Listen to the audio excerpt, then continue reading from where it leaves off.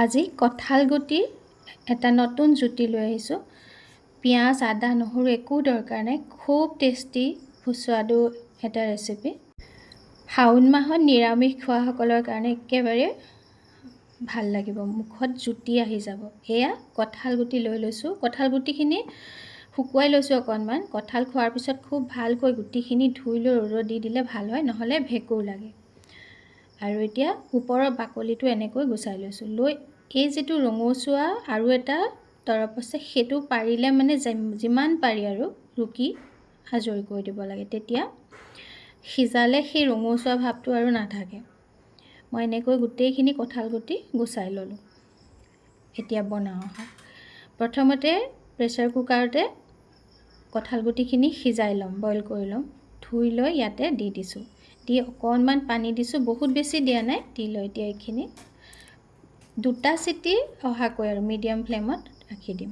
অলপ ভালকৈ সিজিব লাগিব, কাৰণ ৰেচিপিটোৰ কাৰণে দৰকাৰী। আৰু এয়া চাওক, এতিয়া কিমান সিজিলে মই যেতিয়া পিটিকিম আপোনালোকে গম পাই যাব।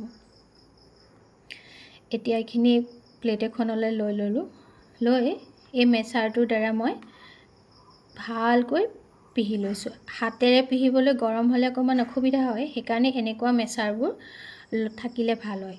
যদি লাগে লিংকটো মই আপোনালোকক দি দিম বাৰু, ডেছক্ৰিপশ্যনত বিচাৰিলেই হ'ল। আৰু এনেকৈ এইখিনি চাওক, খুব ভালকৈ পিহি ল'লোঁ। অকণমান গোটা থাকিলে একো নহয় বাৰু, তথাপিও তাৰপিছতে নিমখ, হালধি, অকণমান লাল মিৰ্চ পাউডাৰ, আৰু এয়া কি গম পাইছেনে, মই পিঠাগুড়ি খুন্দি থৈছিলোঁ।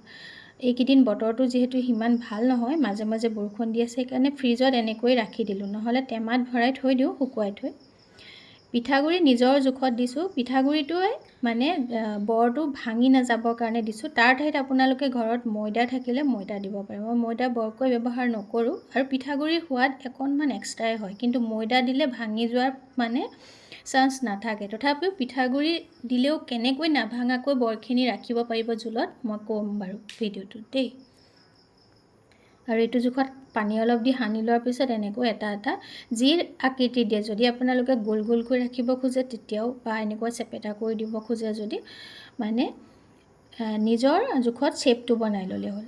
আৰু ইমানখিনি মই কৰি ল'লোঁ, দেখিছেনে। ইয়াতে নিমখ দিওঁতে খালি সাৱধান, কঁঠাল গুটিত নিমখ বহুত বেছি দৰকাৰ নাই। আৰু এতিয়া কেৰাহী এখনত মাষ্টাৰ্ড অইল দি ল'লোঁ। লৈ এয়া তেলখিনি মানে গৰম হ'বলৈ অকণমান দিয়াৰ পিছতে এইখিনি বৰখিনি দি দিব লাগে। আৰু বহুত বেছি মানে উলট পালট কৰিব নালাগে। এবাৰ এনেকুৱাকৈ এটা চাইড বাদামী ৰং হোৱাৰ পিছত নেক্সটটো এনেকৈ হ'বলৈ দিব লাগে।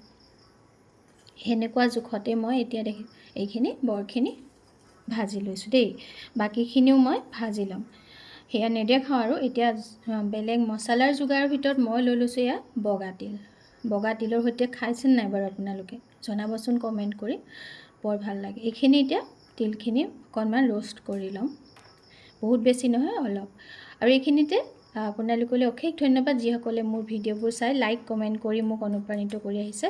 যদি ভাল লাগে নিশ্চয় আপোনালোকে মন্তব্য আগবঢ়াব আৰু লাইক কমেণ্ট কৰিব দেই। আৰু এতিয়া এইখিনি ভাজি লোৱাৰ পিছতে শুকানে প্ৰথমতে অকণমান মিক্সি জাৰটোত দি পিচিলোঁ।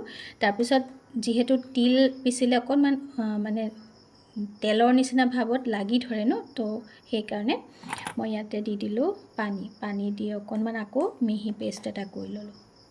এতিয়া এইখিনি মই বাউল এটালৈ কাঢ়ি ল'ম, মিহিকৈ এনেকৈ পেষ্ট কৰি ল'লোঁ। আৰু নেক্সট আৰু এটা মছলা মই তৈয়াৰ কৰিম, কাৰণ আদা, নহৰু, পিঁয়াজ একো নিদিওঁ। ইয়াৰ ঠাইত দিলোঁ ধনিয়া গুড়ি, অকণমান হালধি, লাল মিৰ্চ পাউডাৰ, আৰু সেয়া মই ঘৰতে কৰা গৰম মছলা চব আছে, আৰু লং ইলাচি, দালচেনিৰ পৰা জালুকলৈকে গোটেইখিনি, সেইকাৰণে অকণমান দিছোঁ। আপোনালোকে কিনা গৰম মছলাটো দিব পাৰে। আৰু পানী অলপ দি এনেকৈ ভালকৈ লৰাই এনেকৈ ধুনীয়াকৈ মিলাই ল'ম। সেইটো কেলৈ কৰিছোঁ জানেনে, তেতিয়া মছলাটো পুৰি নাযায় তেলত দিলে। এতিয়া তেলতে অকণমান জিৰা আৰু ইলাচি, লং ফুটিবলৈ দি কেঁচা জলকীয়া 3টা ফালি দিলোঁ। দি লৈ এতিয়া এইখিনি মছলা যে মিলাই লৈছিলোঁ ইয়াতে দি দিম। যদি ডাইৰেক্ট দি দিয়া হয় তেতিয়া কি হয়, মছলা কেতিয়াবা পুৰি যোৱাৰ চান্স থাকে। পানীৰ সৈতে অকণমান মিলাই দিলে খুব বেছি ভাল হয়। অকণমান ভজাৰ পিছত এতিয়া সেই তিল বটাখিনি মই ইয়াতে দি দিম। বহুত সময় এইখিনি ভাজি থকাৰ দৰকাৰ নাই, তিলখিনি যিহেতু ৰ'ষ্ট কৰি লোৱা হৈছে। এনেকৈ অলপ সময় ভজাৰ পিছত লাহেকৈ পানী অকণমান আৰু যিমানকণ লাগে আৰু বৰখিনিৰ কাৰণে দি দিলোঁ। দি লৈ লাহেকৈ বৰখিনি ইয়াতে দি দিলোঁ। এই সময়খিনিত যাতে বৰখিনি ভাগি নাযায় বহুত সময় গেছত ৰখাৰ দৰকাৰ নাই। মছলাখিনি প্ৰথমতে পানী দি দৰকাৰ হ'লে অকণমান আৰু বইল কৰি ল'ব।